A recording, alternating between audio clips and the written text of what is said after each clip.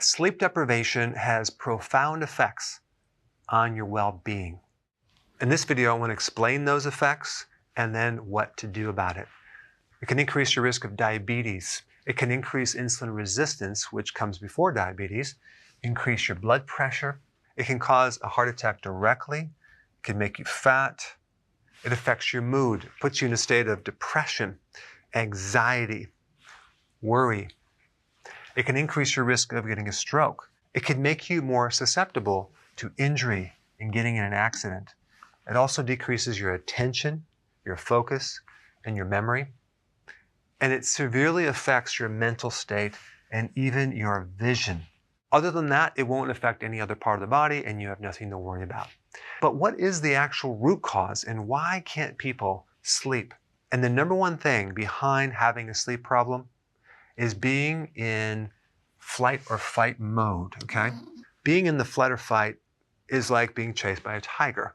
You're gonna have adrenaline go up, you're gonna have cortisol go up. Your body is prepared for some emergency or sudden survival action, as in flight, run away, or stand there and fight.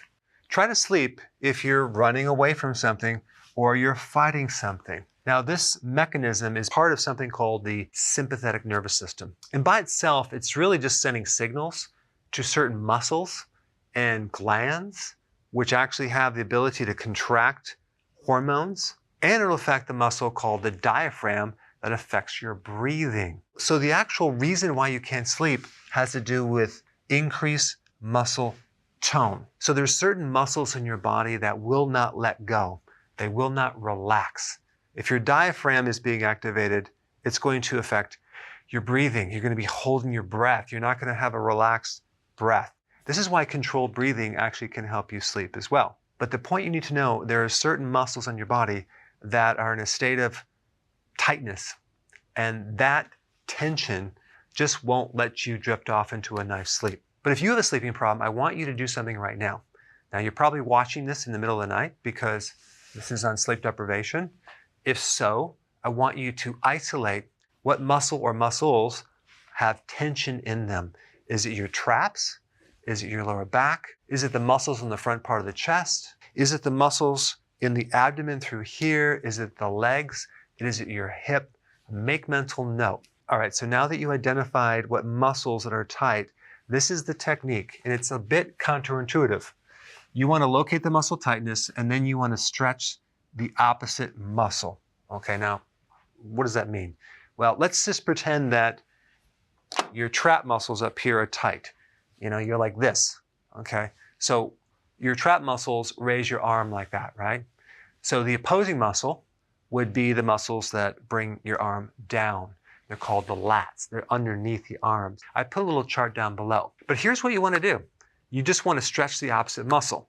So in the example of the traps, you're going to stretch the lat. So you would take the top of a door or a bar at the gym and stretch. Okay, you're going to stretch the opposite muscle.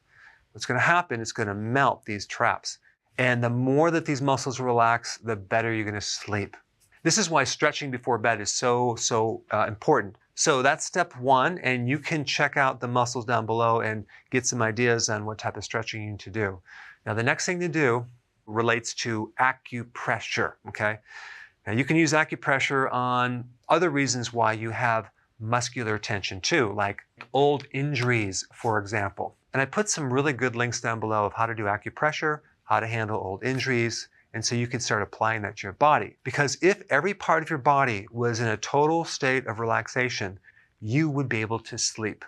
Now, you also have 3 electrolytes that are involved with the relaxation of muscle. You have magnesium, potassium, and calcium. So if you are low in electrolytes, that can also affect the muscle relaxation. All right, guys, so go ahead and try this, apply it, comment down below, and check out some of these videos on this screen. I'll see you next time.